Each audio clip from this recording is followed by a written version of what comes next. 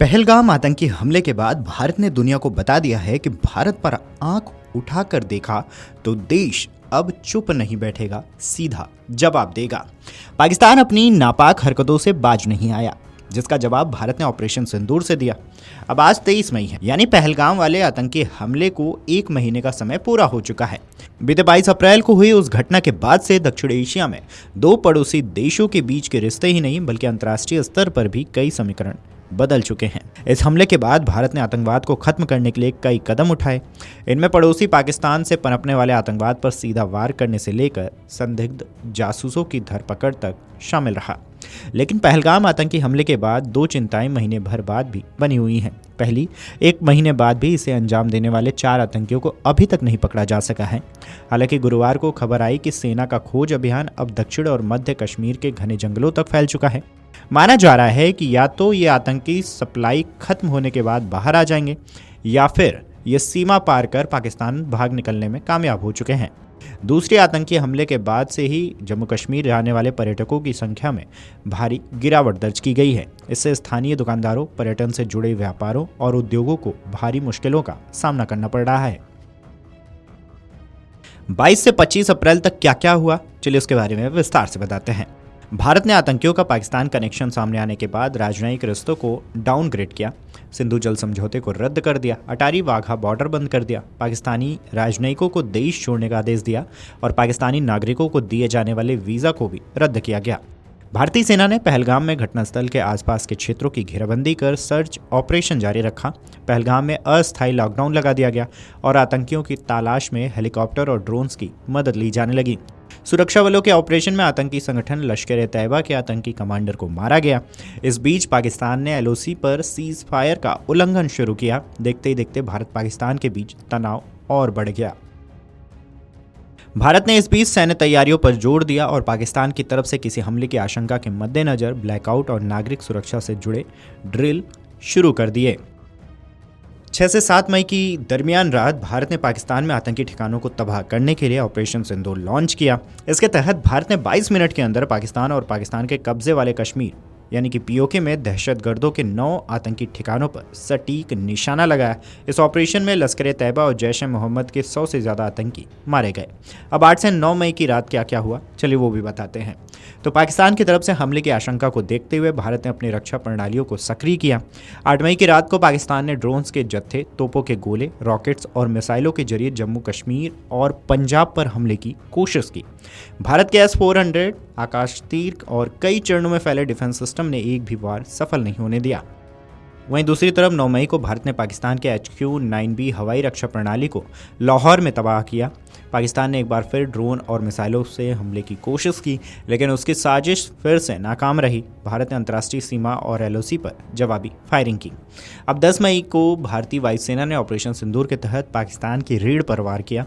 सुबह ही पाकिस्तान के 11 अहम एयरबेसों को एक साथ निशाना बनाया गया। इनमें इस्लामाबाद के करीबन एक एयरबेस से लेकर स्कार्दू, बोलारी और सरगोधा तक एयरबेस शामिल रहे। भारत के इस हमले के बाद अंतर्राष्ट्रीय स्तर पर पाकिस्तान को लेकर चिंताएं बढ़ गई। आखिरकार अमेरिकी उपराष्ट्रपति JD वेंस और अमेरिकी विदेश मंत्री मार्को रूबियो ने मोर्चा संभालते हुए भारत और पाकिस्तान से बातचीत की। हालांकि पीएम मोदी ने साफ कर दिया कि पाकिस्तान के आतंक का जवाब दिया जाना जरूरी है। 10 मई की दोपहर 3:30 बजे पाकिस्तान के सैन्य अभियानों के महानिदेशक DGMO ने भारत के साथ सैन्य स्तर की सीधी वार्ता शुरू की। इस बातचीत के बाद दोनों देशों के बीच इसी दिन शाम 5 बजे संघर्ष विराम पर सहमति बनी। हालांकि डोनाल्ड ट्रंप ने दोनों देशों की तरफ से ऐलान हो पाने से पहले ही अपने एक एक्स पोस्ट पर सीज फायर कराए जाने का श्रेय लेने की कोशिश शुरू कर दी थी। अब बात 16 मई की। जम्मू कश्मीर में 14 से 16 मई के बीच 2 ऑपरेशन में 6 आतंकियों को मारा गया। सभी आतंकी ऊंचाई वाले इलाकों में छिपे थे। ये ऑपरेशन केरेन और तराल इलाकों में किए गए। आतंकियों के इस इलाके में छिपे होने की पहली सूचना 12 मई को ही मिल गई थी। 13 मई तक निगरानी के बाद ऑपरेशन लॉन्च कर दिया गया। वहीं दूसरी तरफ 17 मई की अगर बात करें तो मोदी सरकार ने दुनिया तक भारत की बात पहुंचाने के लिए सर्वदलीय प्रतिनिधिमंडल का ऐलान किया। सांसदों के 7 प्रतिनिधिमंडलों को आतंकवाद के मुद्दे पर भारत का पक्ष रखने और पाकिस्तान की पोल खोलने की जिम्मेदारी दी गई। हर एक प्रतिनिधिमंडल में 6 से 7 सांसद और कई राजनयिकों को शामिल किया गया। कुल 59 सांसदों के डेलीगेशन शामिल हुए। हर प्रतिनिधिमंडल को अलग अलग देशों की जिम्मेदारी सौंपी गई। 20 से 21 मई की बात करें तो अब तक कुल 3 डेलीगेशन रवाना हो चुके हैं। इनमें सबसे पहले जदयू सांसद संजय झा की अगुवाई वाला पहला डेलीगेशन इंडोनेशिया, मलेशिया, दक्षिण कोरिया, जापान और सिंगापुर को भारत के आतंकरोधी ऑपरेशन की जानकारी देने रवाना हुए। इस डेलीगेशन में टीएमसी सांसद अभिषेक बनर्जी से लेकर कांग्रेस के सलमान खुर्शीद और माकपा के जॉन ब्रिटास तक को शामिल किया गया। इसके बाद शिवसेना के श्रीकांत शिंदे के नेतृत्व वाला दूसरा डेलीगेशन संयुक्त अरब अमीरात, लाइबेरिया और सिएरा लियोन के लिए रवाना हुआ। उनके प्रतिनिधि मंडल में भाजपा की बांसुरी स्वराज से इंडियन यूनियन मुस्लिम लीग के ईटी मोहम्मद बशीर और बजीद के सस्मित पात्रा भी शामिल रहे। अब इसके बाद कुल 3 डेलीगेशन रवाना हो चुके हैं। अब 23 मई की भी अगर बात कर ले तो दूसरी तरफ देश में पहलगाम हमलों के बाद से लेकर अब तक 3600 ओवरग्राउंड वर्करों को गिरफ्तार किए जाने की बात सामने आ चुकी है। यह कार्रवाई अनंतनाग, कुलगाम, शोपियां, पुलवामा, अवंतीपोरा, बडगाम, श्रीनगर और तमाम आसपास के इलाकों से की गई है।